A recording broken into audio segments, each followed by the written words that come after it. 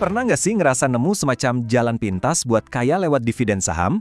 Ya, bayangan soal passive income ini emang kedengarannya manis banget kan? Tapi pas saya coba bedah datanya buat materi kita kali ini, wow, ada realitas yang lumayan mengejutkan.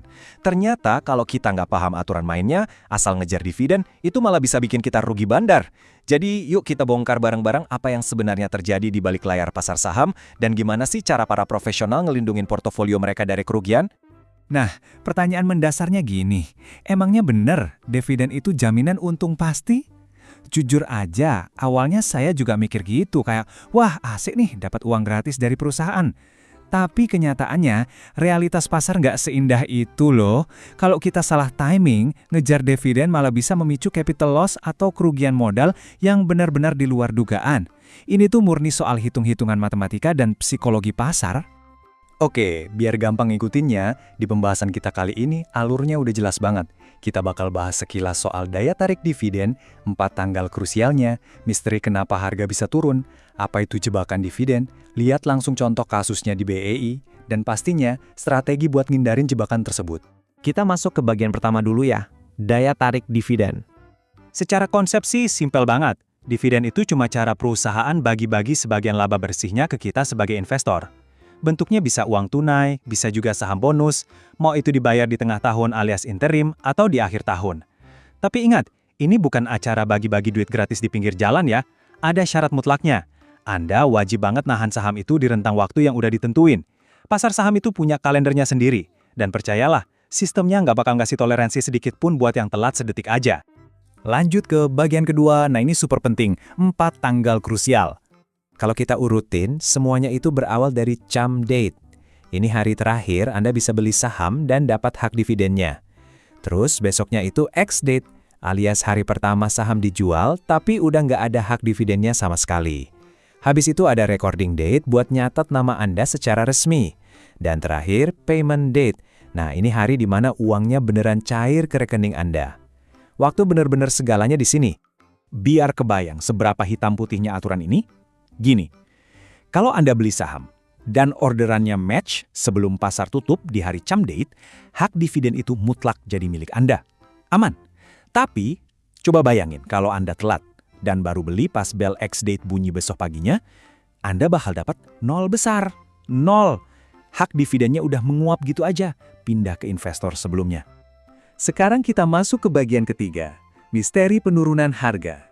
Pernah nggak sih Anda mikir, kok bisa harga saham sering banget malah turun habis bagi-bagi dividen? Gini, coba bayangin aset kas perusahaan itu sebagai satu loyang kue pie yang utuh. Pas perusahaan mutusin buat motong satu bagian pie itu dan dikasih ke Anda sebagai dividen, otomatis sisa pie di atas meja ukurannya mengecilkan. Nah, nilai perusahaan itu berkurang persis sebesar duit yang dikeluarin buat dividen tadi. Makanya, harga wajar sahamnya pun otomatis harus ikut menyesuaikan turun. Secara teori matematikanya, harga pembukaan di hari X-date itu sama dengan harga penutupan cum-date dikurangi jumlah dividen per sahamnya. Kenapa harus gini coba? Ya, karena pasar kita itu efisien banget. Kalau harganya nggak diturunin, semua orang bisa untung gampang tanpa risiko dong. Tinggal beli sore, jual besok pagi. Pasar sengaja ngelakuin ini biar total kekayaan teoretis Anda itu tetap stabil. Saham Anda emang nilainya turun di hari itu, tapi kan Anda punya piutang dividen yang bakal cair buat nambah selisihnya. Nah, yang sering bikin situasinya jadi kacau balau itu, ya faktor manusianya. Banyak trader jangka pendek yang pakai strategi namanya dividend capture. Mereka ini beli pas cum date, murni cuma buat ngejar dividennya aja, terus langsung ngebuang atau jual sahamnya besar-besaran di detik pertama pasar buka di hari X date. Aksi jual raksasa inilah yang bikin supply dan demand jadi jomplang parah. Akibatnya, harga saham bisa anjlok jauh lebih dalam dari sekedar nilai dividennya. Lanjut ke bagian keempat, ini dia tokoh antagonis di pembahasan kita. Jebakan dividen atau dividend trap. Ini beneran mimpi buruk buat investor. Jebakan dividen itu terjadi pas Anda ngejar dividen. Katakanlah ngarep yield atau imbal hasil 5%, tapi di hari X-date harga sahamnya malah nyungsep 10% atau bahkan lebih. Kalau Anda panik terus terpaksa jual sahamnya, Anda itu nggak untung sama sekali loh. Niatnya mau nyari passive income santai, yang ada malah ngalamin kerugian dari modal utama Anda. Bikin nyesek banget kan? Biar teorinya makin jelas, di bagian kelima ini kita lihat langsung contoh studi kasusnya di bursa kita, BEI. Kalau kita bedah data historisnya, polanya itu kelihatan banget. Coba deh perhatiin 3 saham besar di tabel ini. BBRI bagi dividen sekitar 9%, dan pas ex-date harganya cuma turun minus 4,47%. Statusnya aman, karena penurunannya jauh lebih kecil dari dividen yang didapat. Tapi coba lihat ASII, ngasih yield 8,3%, tapi turunnya 9,75%. Atau lihat PTBA, ngasih yield raksasa 13,5%, tapi harganya anjlok sedalam 12,28%. Di titik-titik inilah banyak banget investor retail yang nggak sadar kalau mereka lagi masuk ke dalam perangkap. Terus kenapa sih hasilnya bisa beda-beda gitu?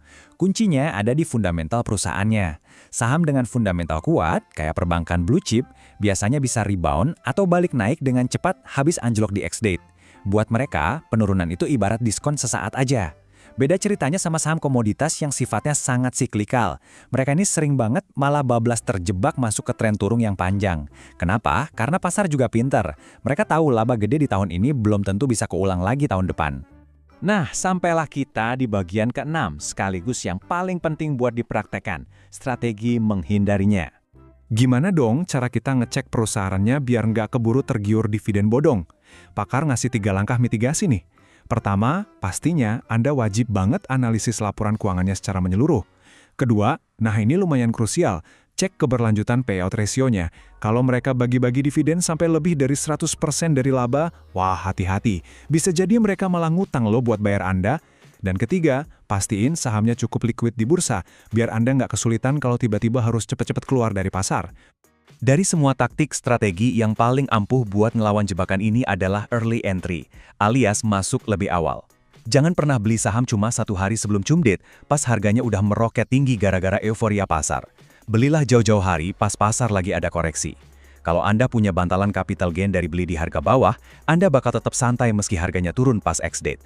Intinya, buang jauh-jauh rasa FOMO Anda pada yield tinggi yang mendadak, pastiin arus kas operasi perusahaannya sehat, dan jangan lupa buat selalu diversifikasi lintas sektor.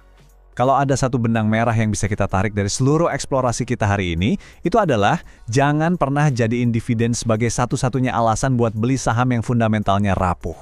Sejatinya, dividen itu cuma bonus. Bonus yang datang secara alami karena Anda menjadi pemilik dari bisnis yang emang sehat, menguntungkan, dan terus bertumbuh dari waktu ke waktu. Nah, sebagai penutup, ada satu pertanyaan provokatif yang patut banget buat kita renungkan bareng-bareng nih. Selama ini, apakah Anda berinvestasi cuma buat berburu momentum sesaat yang penuh resiko jebakan? Atau Anda benar-benar lagi ngebangun kekayaan yang bisa bertahan jangka panjang? Pemahaman Anda soal aturan ex-date dan analisa fundamental inilah yang pada akhirnya bakal nentuin jawabannya. Terima kasih ya udah nemenin saya bedah topik ini. Tetaplah kritis sama investasi Anda dan sampai jumpa di pembahasan seru selanjutnya.